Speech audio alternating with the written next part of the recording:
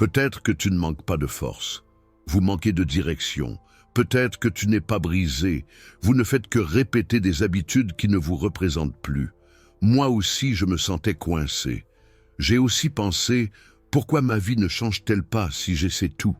Jusqu'à ce que je comprenne qu'il ne s'agissait pas de changer le monde. Il s'agissait de changer ce que je faisais tous les jours. Dans cette vidéo, je vais vous montrer les 15 habitudes qui ont changé ma vie en seulement 30 jours. Et si vous les appliquez avec intention, ils peuvent aussi changer les vôtres. Parce que parfois, la transformation que vous recherchez si désespérément commence par une seule décision. Avant de commencer, assurez-vous d'être abonné à la chaîne et écrivez dans les commentaires « Aujourd'hui, je commence par moi-même ». Cela permettra à ce message d'atteindre davantage de personnes qui en ont besoin. Répétez après moi. Aujourd'hui, je commence par moi-même. 1. Tout a changé quand je me suis lassé de moi-même. Ce n'était pas une catastrophe. Ce n'était pas une trahison. Ce n'était pas un cri venu du ciel.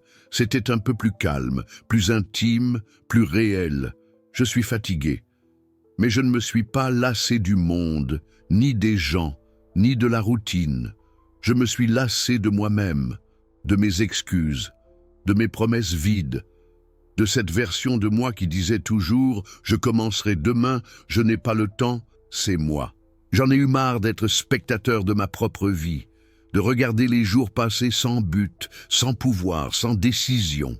Et c'est là, dans ce moment de silence gêné devant le miroir, que quelque chose de différent est né. Un stoïque n'attend pas que tout s'effondre pour réagir. Un stoïque observe, reflétez. Et quand vous remarquez que quelque chose ne va pas, acte. Pas de blâme. Ne tardez pas. Il ne joue pas la victime. Ce jour-là, je n'ai pas tout changé, mais j'ai changé quelque chose de plus important. La volonté, l'adresse, le « ça suffit ». C'était comme une étincelle, une petite décision qui n'a pas fait de bruit, mais qui a marqué le début de tout. Parce que la vraie transformation ne commence pas par une grande victoire. Cela commence par un murmure intérieur qui dit « je ne veux plus être cette version de moi-même ». Et à partir de ce moment-là, tout a commencé à bouger.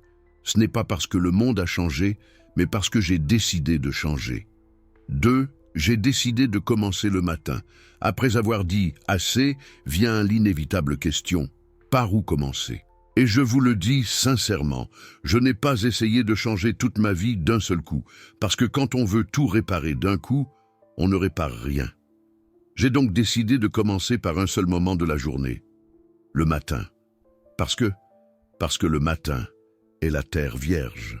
C'est le seul moment qui n'a pas encore été contaminé par les problèmes, les messages, les urgences ou les opinions des autres. La façon dont vous commencez votre journée, c'est la façon dont vous construisez votre vie. Avant, la première chose que je faisais était de prendre mon téléphone portable. Réseau, actualité, le chaos des autres. J'ai commencé la journée en recevant le désordre du monde, sans m'en rendre compte, donner mon esprit aux autres. Puis, j'ai changé.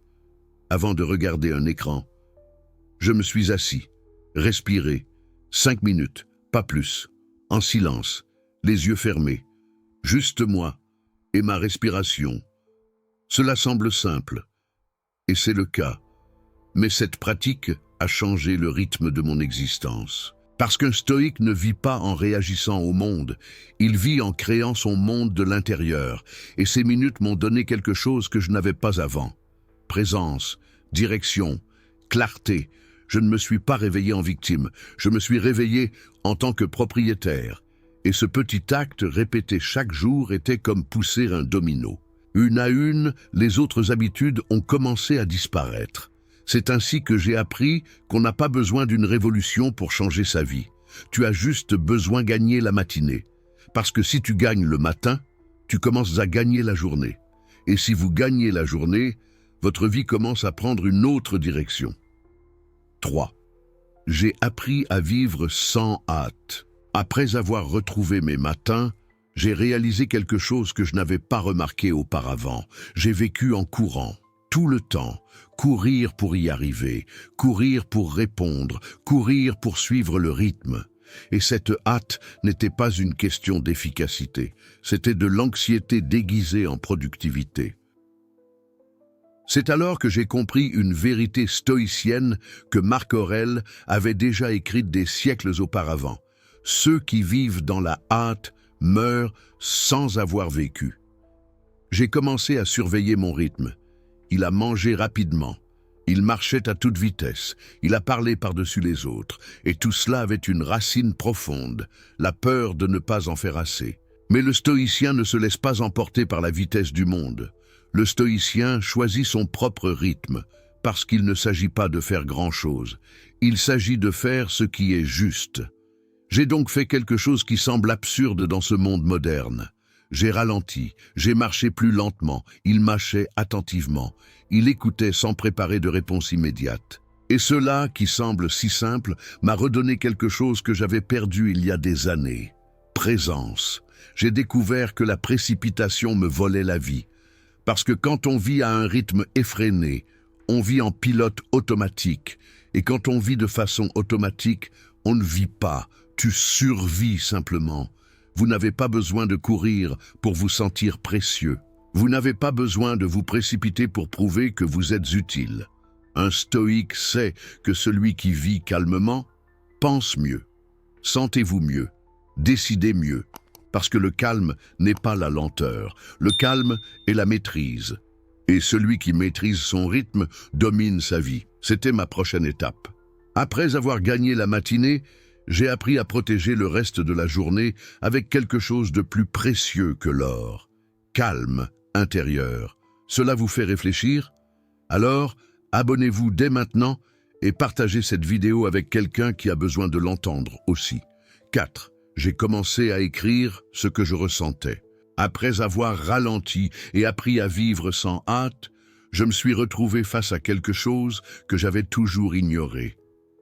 Mes émotions. Ce n'est pas que je n'en avais pas.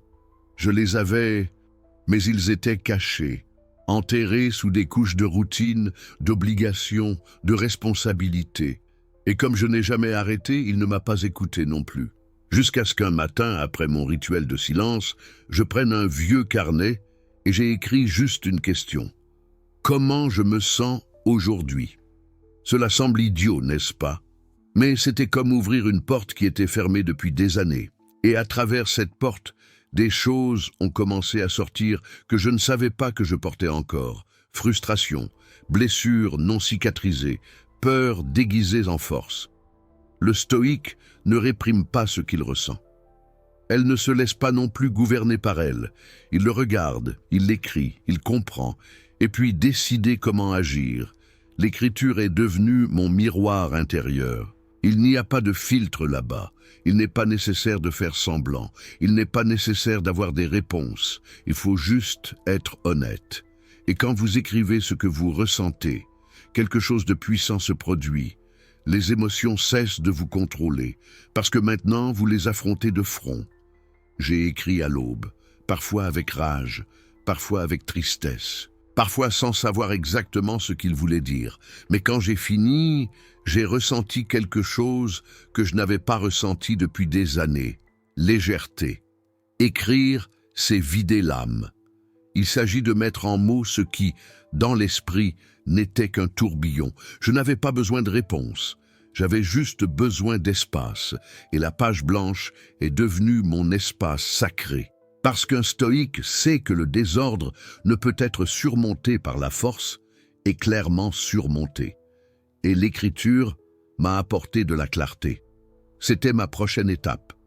Après avoir gagné la matinée et appris à marcher sans hâte, j'ai commencé à je m'écoute à l'intérieur avec du papier, un crayon et la vérité.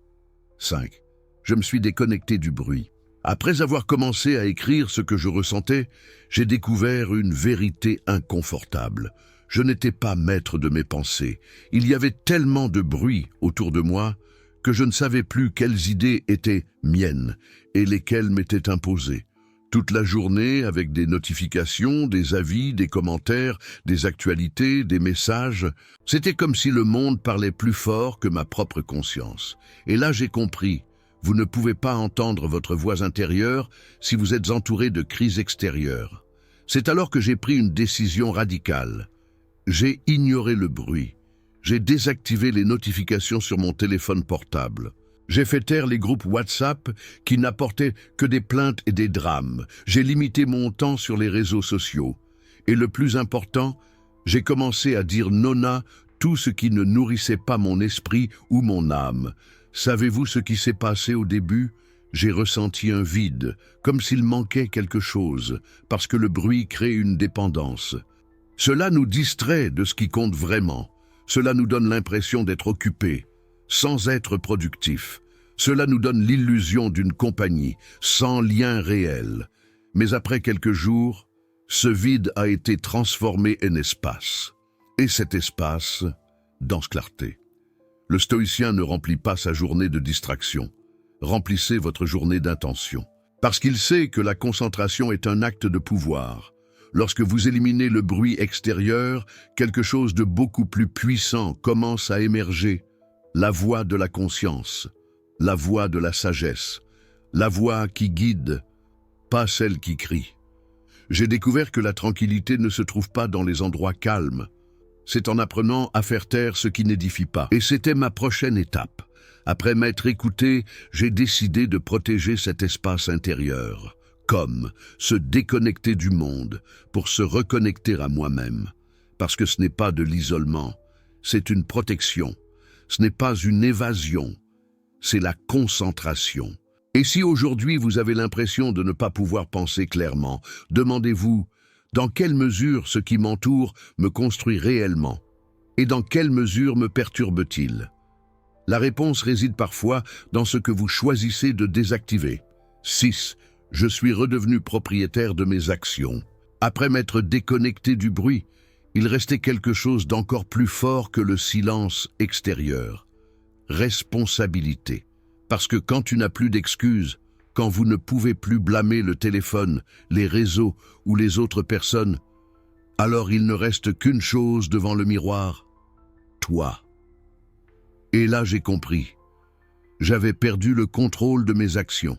Pas parce que quelqu'un me l'a enlevé, mais parce qu'il l'avait donné petit à petit à la paresse, aux impulsions, au « je commence demain », à ceux qui disent « je n'en ai pas envie », au « je suis juste fatigué ». Je me voyais comme une marionnette de mes émotions. Si j'étais motivé, je l'ai fait. S'il ne l'était pas, il n'a rien fait. Et cela, pour un stoïque, est inacceptable. Parce que le stoïque n'agit pas par émotion, agir pour décision. C'est alors que j'ai commencé à assembler quelque chose de très simple, mais puissant.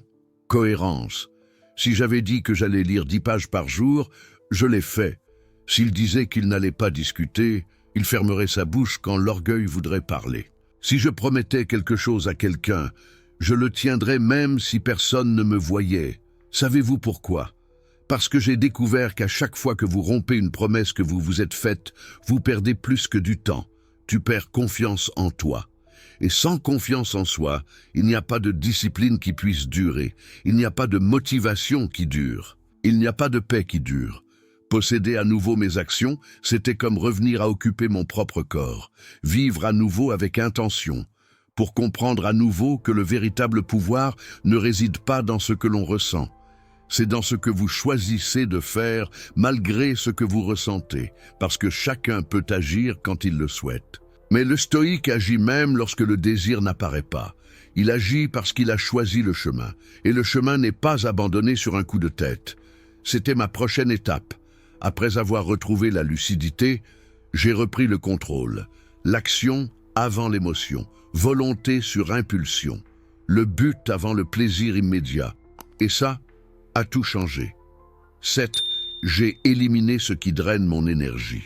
Une fois que j'ai repris le contrôle de mes actions, je suis tombé sur une vérité dure mais nécessaire. Il ne suffit pas d'agir. Il faut protéger l'énergie avec laquelle on agit. Parce qu'on peut avoir de bonnes habitudes, Vous pouvez avoir une intention, un but, une discipline, mais si vous êtes entouré de gens, de choses et de routines qui ils sucent votre énergie comme une éponge, tu vas finir vidé, frustré, vide. Et c'est ce qui m'arrivait. Je me suis réveillé avec de la bonne volonté, mais à la fin de la journée, je me suis senti vaincu. Et ce n'était pas à cause de l'effort. C'est à cause de tout ce que j'ai laissé entrer dans ma vie, sans aucun filtre. Alors, je me suis assis et j'ai écrit dans mon carnet « Qu'est-ce qui vole mon énergie ?» Et les réponses m'ont frappé. Conversations vides, les gens qui ne font que se plaindre, des nouvelles qui ne font qu'alimenter la peur, des tâches qui n'ajoutent pas de valeur mais qui prennent mon temps, le besoin constant de plaire à tout le monde. Là, je l'ai vu clairement. Mon énergie était gaspillée et un stoïque ne peut pas permettre cela. Parce que l'énergie n'est pas infinie. Et chaque goutte que vous donnez à l'inutile, c'est une goutte de moins pour l'essentiel. Alors j'ai commencé à nettoyer. Pas avec haine, pas avec fierté, avec sagesse. Je me suis éloigné de certaines personnes, non pas parce que je les détestais, mais parce que je me perdais en étant avec eux. J'ai fixé des limites, j'ai dit non, j'ai délégué des tâches, j'ai arrêté de me justifier.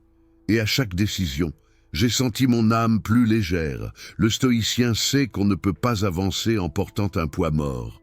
Donc avant d'accélérer, il faut lâcher prise. Lâcher prise sur ce qui ne vous sert plus. Libérer ce qui vous épuise. Lâcher prise sur ce qui vous retient. Et c'était ma prochaine étape. Après avoir agi avec fermeté, j'ai appris à protéger mon énergie comme quelqu'un qui protège son feu intérieur. Parce que si ce feu s'éteint, tout le reste perd son sens. Faites une pause. Abonnez-vous si vous ne l'avez pas déjà fait et laissez un dans les commentaires si l'une de ces habitudes change déjà votre vie. 8. J'ai accepté la douleur comme un enseignant. Après avoir éliminé ce qui me drainait mon énergie, j'ai découvert quelque chose que j'avais évité pendant des années, la douleur. Pas le physique, l'émotionnel, le stagiaire. Celui que vous ne pouvez pas voir, mais qui pèse comme si vous portiez un sac de pierre sur votre poitrine. Pendant longtemps, j'ai fait la même chose que la plupart des gens. Je l'ai ignoré. Je l'ai remis à plus tard. Je l'ai couvert avec le travail, le divertissement, la nourriture, les réseaux sociaux, le bruit. Mais lorsque vous commencez à nettoyer votre vie, comme je l'ai fait dans les étapes précédentes, la douleur n'a plus nulle part où se cacher. Vente. Il semble.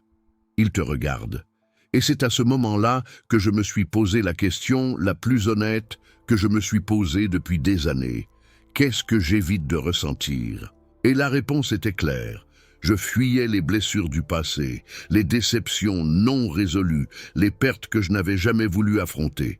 Je courais de moi. Mais le stoïque ne s'enfuit pas. Le stoïcien ne nie pas la douleur. Le stoïcien s'assoit avec lui, il l'écoute, il le regarde et apprend. Parce que la douleur ne vient pas pour vous détruire. Il vient vous montrer quelque chose que vous devez voir. Parfois, c'est une plaie ouverte. Parfois, c'est une partie de vous qui est prête à se transformer. J'ai donc pris une décision stoïque. Je n'anesthésierai plus mon âme. Je vais lui faire face. Et j'ai commencé à faire quelque chose que peu osent faire. Je me suis permis de ressentir de la tristesse sans courir. Je me suis permis de pleurer sans culpabilité. Je me suis permis de me souvenir sans me détruire. Parce que si le stoïcisme m'a appris quelque chose, c'est ceci. La douleur est inévitable, mais la souffrance est un choix. Et je ne voulais plus continuer à souffrir en évitant de ressentir. Le résultat, je ne me suis pas cassé, je me suis reconstruit, je n'ai pas coulé, me enclé. La douleur, lorsqu'elle est ressentie consciemment, te purifier. Cela vous aiguise, cela vous révèle, et c'était ma prochaine étape.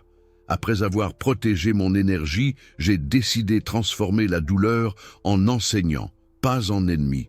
Et donc, au lieu de tomber, j'ai commencé à grandir. 9. J'ai pris la responsabilité de mes soins. Après avoir accepté la douleur comme un enseignant, j'ai compris quelque chose qui m'a durement touché. Toutes mes souffrances ne viennent pas du passé. Beaucoup provenaient d'où je dirigeais mon attention chaque jour. Parce qu'un esprit sans discipline est comme une maison dont la porte est ouverte. Tout y passe. Bruit, critique, envie, nouvelles toxiques, comparaisons creuses. Et le pire, vous ne vous en rendez même pas compte. Vous vous sentez simplement fatigué, dépassé, frustré, et tu ne sais pas pourquoi. Jusqu'à ce que vous le regardiez de face. Que regardez-vous tous les jours? À quoi accordez-vous votre attention? Que laissez-vous entrer dans vos yeux, vos oreilles, votre esprit? C'est alors que j'ai assumé une responsabilité qui a tout changé. Je suis devenu le gardien de mon attention. Tout ne vaut plus la peine d'être vu. Tout ne vaut plus la peine d'être lu. Tout ne vaut plus la peine d'être écouté. Parce que votre attention est votre ressource la plus précieuse. C'est comme une graine. Là où vous le plantez, quelque chose pousse. Et si vous le plantez dans la plainte, la frustration grandit. Si vous le plantez dans la peur, l'anxiété grandit. Mais si vous le plantez dans la vérité, dans la vertu, dans ce qui dépend de vous, la puissance intérieure grandit. Un stoïque sait, vous ne pouvez pas contrôler tout ce qui se passe, mais vous pouvez contrôler sur quoi vous vous concentrez. J'ai commencé par le simple, j'ai éliminé ce qui me distrayait. J'ai organisé mes pensées en écrivant. J'ai écouté uniquement ce qui m'a donné de la sagesse. J'ai fixé des limites claires sur ce qui ne m'aidait pas à grandir. Et ainsi, petit à petit, mon esprit a cessé d'être un champ de bataille, devenir un terre fertile. Parce que l'attention n'est pas seulement une ressource mentale. C'est le reflet de votre amour-propre. À quoi faites-vous attention? C'est ce que tu nourris, c'est ce que vous cultivez. Et au final, c'est ce qui se multiplie dans votre vie. C'était ma prochaine étape. Après avoir regardé la douleur en face, j'ai décidé de prendre soin de mon attention comme quelqu'un qui prend soin d'une lampe allumée au milieu de la nuit. Et ainsi, j'ai commencé à voir le monde, avec plus de concentration, plus de calme et plus de conscience. 10. J'ai appris à dire non sans culpabilité. Après avoir pris le contrôle de mon attention, j'ai rencontré une autre bataille, encore plus difficile. Dis non. Et je ne parle pas du non agressif, réactif ou défensif. Je fais référence au non conscient, serein et ferme. Ce non qui vient du respect de soi et que beaucoup d'entre nous ne savent pas utiliser parce qu'on nous a appris à plaire. J'avais l'habitude de dire oui à tout. Oui aux engagements que je ne voulais pas. Oui aux personnes qui n'ont pas valorisé mon temps. Oui aux conversations qui m'ont épuisé. Et vous savez quelle est la pire partie? Il l'a fait avec le sourire. Comme si plaire à tout le monde était une vertu. Mais ce n'était pas le cas. Et réabandon de soi. Et là, j'ai compris quelque chose que Marc Aurèle aurait dit à voix basse, en me regardant dans les yeux. Chaque fois que vous dites oui à quelque chose que vous ne voulez pas, vous dites non à votre âme. C'était un coup dur. Parce que j'ai compris que mes limites n'étaient pas là pour me protéger des autres, mais pour me protéger de moi-même, de mon besoin de plaire, de ma peur de décevoir, de mon insécurité déguisée en générosité. Alors j'ai commencé à m'entraîner à dire non. Au début, je tremblais. Je me suis senti coupable. Je me demandais si j'étais égoïste, froid, dur. Mais au fil du temps, quelque chose a changé. Chaque non me faisait me sentir plus libre, plus entier, plus en phase avec moi. Parce qu'un stoïcien ne se laisse pas gouverner par la pression sociale ou par la peur d'être rejeté. Un stoïque agit selon la raison, la vertu et la vérité. Et si quelque chose ne se construit pas, si quelque chose ne contribue pas, si quelque chose va à l'encontre de vos principes, dire non est un acte de sagesse, et le maintenir sans culpabilité est un acte de maturité. C'était ma prochaine étape. Après avoir concentré mon attention, j'ai décidé de défendre mon temps, mon énergie et ma paix, même si cela signifiait mettre les autres mal à l'aise, parce que j'ai appris que je n'ai pas été créé pour plaire à tout le monde. J'ai été créé pour être fidèle à ce que je crois.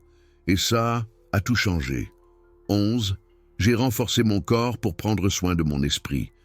Après avoir appris à dire non sans culpabilité, j'ai senti quelque chose en moi commencer à s'aligner. Mon âme était plus en paix, mon esprit plus clair.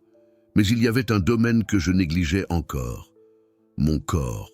Et là, je veux être très clair, je ne parle pas d'esthétique, je ne parle pas de muscles ou de régime miracle, je parle d'honorer le corps comme la demeure de l'âme, parce que le stoïcien comprend quelque chose de fondamental. On ne peut pas avoir un esprit fort dans un corps abandonné. J'ai tout fait depuis le bureau, des heures passées assis, faible luminosité, peu de mouvement.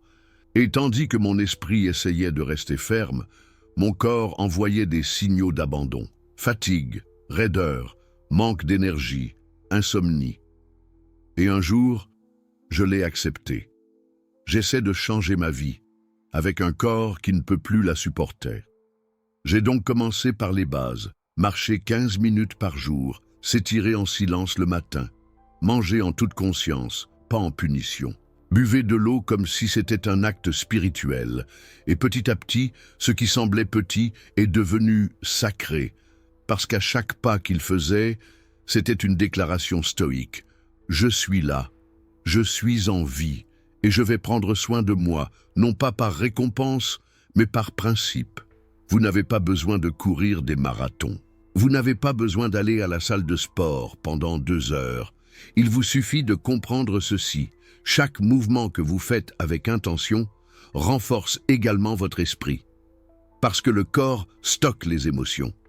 Et quand vous le bougez, vous le relâchez. Le corps reflète votre respect intérieur, et en le renforçant, vous devenez plus digne de vous-même.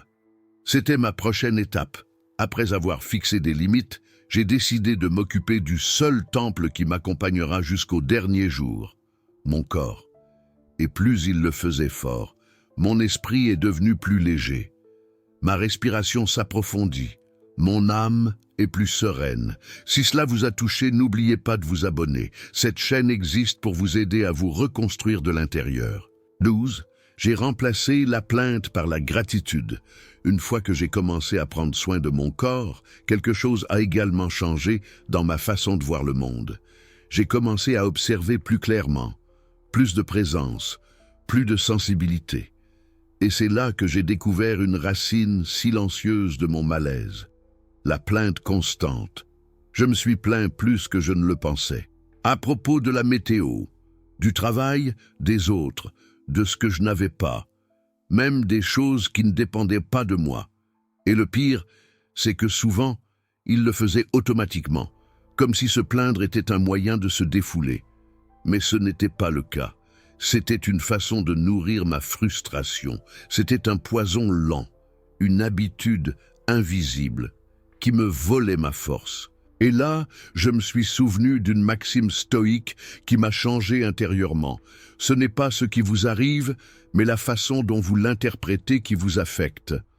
La plainte est une interprétation constante selon laquelle tout va mal.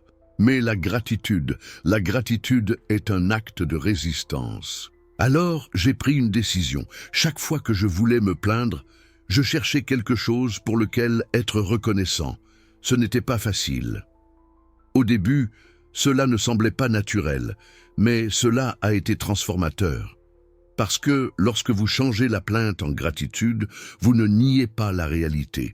Vous choisissez l'approche qui vous renforce. Je me plaignais du trafic et j'ai commencé à être reconnaissant d'avoir un travail. Je me plaignais d'être fatigué et j'étais reconnaissante d'avoir un corps qui pouvait encore se dépasser. Je me plaignais de la routine et j'étais reconnaissante de la stabilité. Et tu sais ce qui s'est passé? Mon énergie a changé, mes relations se sont améliorées et le plus important, mon esprit est devenu plus léger parce que je n'étais plus focalisé sur le manque, mais dans une abondance que je n'avais pas vue auparavant. C'était ma prochaine étape. Après avoir pris soin de mon corps, j'ai décidé de prendre soin de mon attention. Et la gratitude est devenue mon armure invisible. Parce que le stoïcien ne nie pas les défis, mais choisissait d'y répondre avec un esprit fort et un cœur reconnaissant. 13. J'ai commencé à servir en silence. Après avoir remplacé les plaintes par de la gratitude, J'ai ressenti quelque chose que je n'avais pas ressenti depuis longtemps, abondance intérieure. Et quand on cesse de vivre par manque, un nouveau besoin plus élevé, plus humain, naît. Mais il ne faut pas applaudir, ne pas être admiré, mais parce que votre âme n'a plus besoin de recevoir, doit contribuer. C'est à ce moment-là que j'ai compris quelque chose qui a changé ma façon de vivre. Le service n'est pas de la charité, c'est une discipline de l'âme. J'ai donc commencé à pratiquer une habitude stoïque que peu de gens mentionnent, servir en silence. Je ne l'ai pas publié, je ne l'ai pas annoncé, je n'ai pas demandé de reconnaissance. J'ai juste fait ce que j'ai pu avec ce que j'avais, là où j'étais. Tenir la porte à quelqu'un sans attendre de remerciements. Écouter quelqu'un sans l'interrompre avec des conseils. Laisser une note positive. Offrir le cadeau du temps. Aider sans qu'on le demande. Et chaque fois que je le faisais, je sentais quelque chose en moi s'arranger, parce que servir vous ramène à vous-même.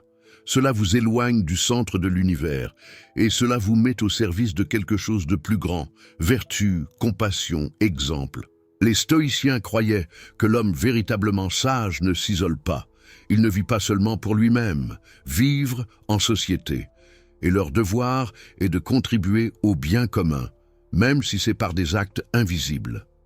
Parce que les actes invisibles, ce sont ceux qui durent le plus longtemps. C'était ma prochaine étape. Après avoir cultivé la gratitude, j'ai compris que l'âme reconnaissante a besoin de s'exprimer. Et il le fait en servant, sans bruit, sans égo, sans rien attendre. Et dans ce silence, dans cette livraison discrète, j'ai commencé à ressentir quelque chose de profond, sens, parce que servir n'est pas perdre, et souviens-toi de qui tu es. 14. J'ai fini ce que j'ai commencé. Après avoir commencé à servir en silence, j'ai réalisé quelque chose qui m'accompagnait depuis des années, mais qui l'avait toujours justifié, la mauvaise habitude de laisser les choses à moitié faites. Tout a commencé avec enthousiasme, et il partirait quand le silence viendrait, la difficulté, le manque d'applaudissements. Cela vous semble-t-il familier? J'ai commencé des livres, et je ne les ai pas terminés.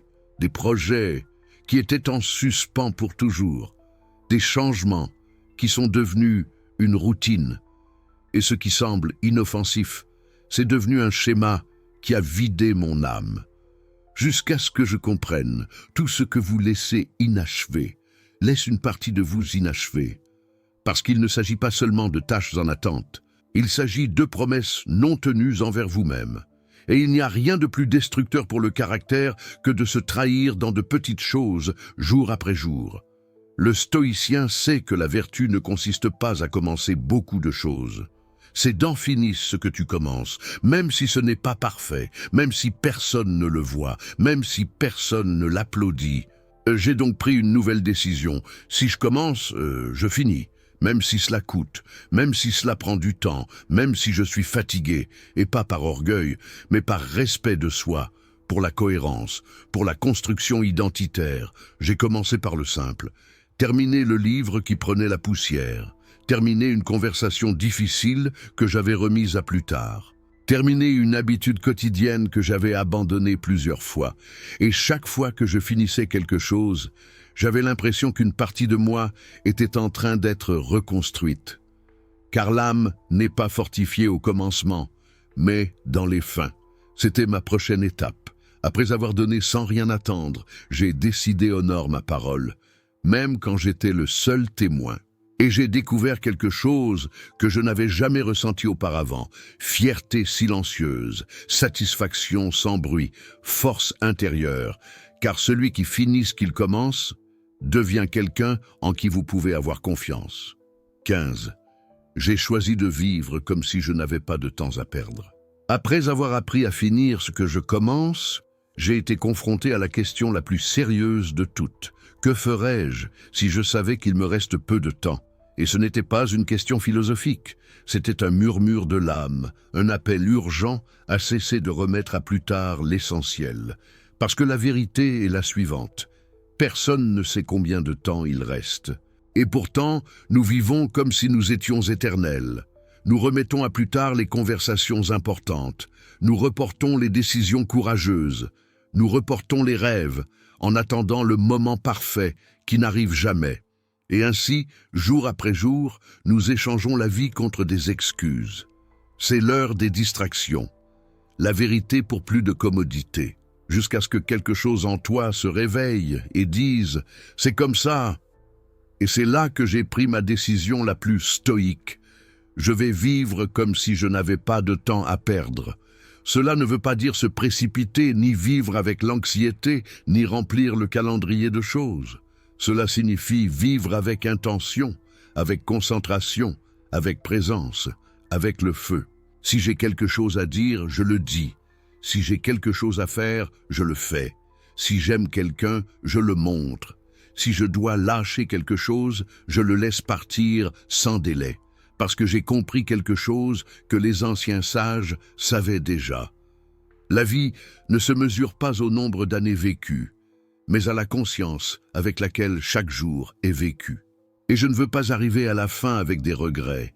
Je veux arriver avec des cicatrices, oui, mais aussi avec plénitude, avec la certitude que je dis tout, que j'étais fidèle à mon chemin, que je ne me suis pas trahi. C'était ma dernière étape. Et le plus important, j'ai choisi de vivre comme si c'était le seul moi dont je disposais. Et j'ai vécu avec vérité, avec courage et avec âme. Et maintenant, chaque jour où je me réveille, je ne dis pas « j'ai le temps ». Je dis « aujourd'hui c'est le jour, aujourd'hui ma vie commence ». Et je ne vais pas le gâcher. Je n'ai pas partagé ces habitudes avec vous parce que je suis parfaite. Je les ai partagées avec vous car j'étais perdue, fatiguée, répétant les mêmes erreurs jour après jour. Et si vous ressentez la même chose, je veux que vous sachiez quelque chose clairement. Oui, tu peux recommencer. Vous n'avez pas besoin de chance. Vous n'avez pas besoin que le monde change. Il faut juste commencer par soi-même. Ces habitudes ne font pas de moi une personne différente. Ils m'ont aidé à redécouvrir qui j'ai toujours été. Et si vous décidez d'en appliquer un seul, vous serez plus proche de la vie que vous méritez de vivre. Commencez aujourd'hui. Cela commence par vous. Cela commence tranquillement, mais de manière décisive.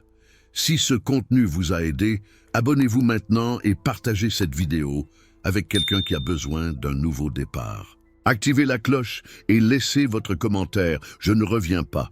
Cela contribuera à toucher davantage de vies.